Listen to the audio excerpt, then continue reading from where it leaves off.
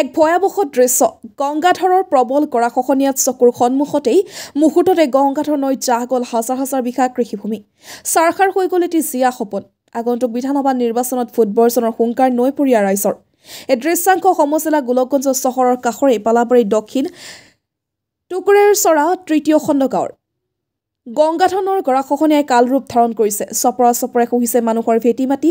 গৰাখহনীয়াত শ শ বিঘা কৃষিভূমি নদীত জাহ যোৱাৰ লগতে গৃহহাৰা হৈছে ৩০০ৰো অধিক পৰিয়াল। হাহাকাৰ সৃষ্টি হৈছে নৈপৰীয়া ৰাইজৰ মাজত। গংগাধৰ নৈৰ পানী বৃদ্ধি পায় আৰু খনে খনে বৰষুণৰ ফলত গৰাখহনীয়া ভাবুকি কঢ়িয়াই আনিছে নৈপৰীয়া ৰাইজলৈ। কোনো এখন চৰকাৰে গৰাখহনীয়া ৰোধৰ বাবে বিজ্ঞানসন্মত ব্যৱস্থা গ্ৰহণ নকৰিলে, যাৰ ফলতেই দক্ষিণ টুকুৰেৰচৰা তৃতীয় খণ্ড বালাবাৰীত গংগাধৰৰ গৰাখহনীয়াত সম্পূৰ্ণৰূপে জাহাজৰ উপক্ৰম হৈছে। গোলকগঞ্জ সমজিলা চহৰৰ সমীপৱৰ্তী বালাবাৰী দক্ষিণ টুকুৰেৰচৰা তৃতীয় খণ্ড গাঁৱৰ গংগাধৰৰ গৰাখহনীয়াই কালৰূপে স্থানীয় বাসিন্দাসকলৰ নিদ্ৰা হৰণ কৰাৰ বিপৰীতে কুম্ভকৰ্ণা নিদ্ৰাত জনপ্ৰতিনিধি আৰু বিভাগীয় বিষয়া। সম্প্ৰতি প্ৰতিটো মুহূৰ্তত ভেটিমতি হেৰুৱাৰ আশংকাত দিন কটাইছে বালাবাৰী দক্ষিণ টুকুৰেৰচৰাবাসী ৰাইজে। অচিৰে উক্ত গৰাখহনীয়া প্ৰতিৰোধৰ দাবী জনাইছে ভুক্তভোগী ৰাইজ। যি সময়ত ৰাজ্য চৰকাৰে গৰাখহনীয়া প্ৰতিৰোধৰ ক্ষেত্ৰত ৰাজ্যজুৰি কাৰ্যকৰী পদক্ষেপ গ্ৰহণ কৰি আহিছে, তেনে সময়তে গোলকগঞ্জত একাংশ জনপ্ৰতিনিধি বিষয়া কৰ্মীৰ অনীহাৰ বাবেই সৰ্বসাধাৰণ ৰাইজ বিশ্বৰ ক্ষতি হৈছে বুলি সৰ্বত্ৰ চৰ্চিত হৈছে। গোলকগঞ্জৰ পৰা তপনৰ ৰিপৰ্ট, নৰ্থ ইষ্ট ফ্ৰণ্টিয়াৰ নিউজ। এই যে আমার সমস্যা মেন বালাবাড়ি নমপাড়া টোকা কি দক্ষিণ টোকাছড়া নাকি, হ্যাঁ টোকাছড়া। তা এই যে নদী আবার ভাঙছে, ভাঙার থেকে এবার তো বেশি ভাঙছে। এইখানে ১০-১২ ঘর মানুষ আসলে সবগুলো উঠি গেছে। এখন কে কোন জায়গায় যেছে কইতে পারি না। নদী ভাঙি আছে। এখন আমার গরিব মানুষ, আমার তো মাটি কিনবার মতন হিম্মতই নাই।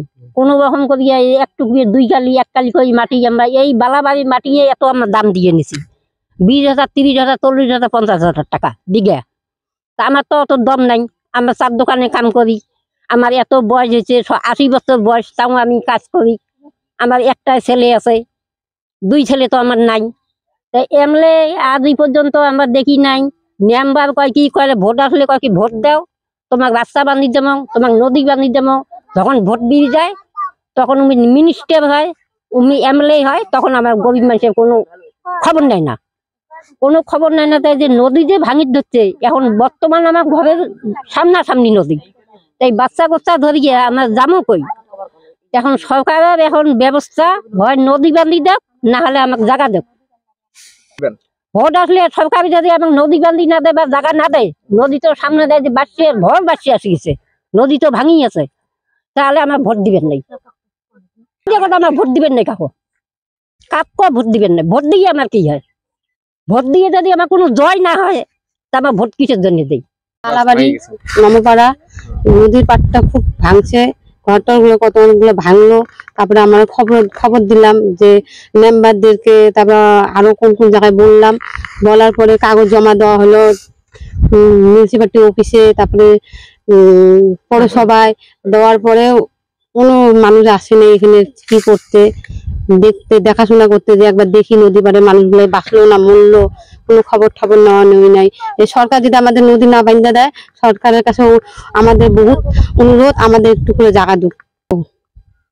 জানার মতন কিছু নাই, অনেকবার জানানো হলো। আমাদের মেম্বারদেরকে বাড়িতে আইনা দেখানো হলো, দুদিরামকে আইনা দেখানো হলো, কেউ কোনো এখন কোনো খবরই নেই। এখন আমরা সাধারণ মানুষ কি করবো? আমরা ১২ জনের মতন ভাঙছে। এখানে ঘর ছিল, এই জায়গাগুলো আমাদের পুরো ঘর ছিল। প্রতি বছরে এরকম করে ভাঙে নাকি? হ্যাঁ, প্রতি বছর এইভাবে ভাঙে নদী পার। আগামী বছর ভাঙছে। ভালো করে পাথর ঠাথর এনে বোল্ডার পাথর ঠাথর দিয়ে বানটা দিলে আমাদের সুবিধা হয়। আমাদের সরকারের কাছে বারবার করে বলা হইতেছে, মেম্বারদেরকেও জানানো হলো, মেম্বাররা ফটো ছাড়লো, অনেক জায়গায় দিল, তবে কি হলো কোনো খবর যায়নি। মূল সমস্যা তাই দাঁড়িয়েছে, আমাদের এমনি তো কোনো পরিচালক নেয় না কোনো খবর টবর। যাই হোক, আর আমাদের যে এমএলএ ছিল তোমার অশ্বিনী সরকার, আগেবার ভাঙছিল তো কিছু টাকা সহায় করে বা বান টান দিছে, কিন্তু এবার তো কোনো খবর টবর নেই। নদী ভাঙানো না, আমাদের অশ্বিনী আগে ঘন ঘন আসছে, যখন উনি এমএলএ ছিল আসতো, দেখা করতো, সমাধান নিত, কি তোমরা কেমন আছো, ভালো আছো। কিন্তু এই এমএলএ তো কোনো খবর নাই, কোনো খবর টবর কোনো নাই। আর আমরা দেখিও নিন একদিন এসে বুঝেলো না, বলে তোমার কিরকম আসো না আসো। আমার দেওয়া হয়েছে, সার্কুলার দেওয়া হয়েছে, ভিডিও দেওয়া হয়েছে, ভিডিও অফিসে, তারপরে পৌরসভায় দেওয়া হয়েছে কাগজ। দেখা গেছে এখানে সরকারি কর্তৃপক্ষ আসে নাই। না, কত টাকা হয়েছিল এখানে ঘর ভাঙা? ঘর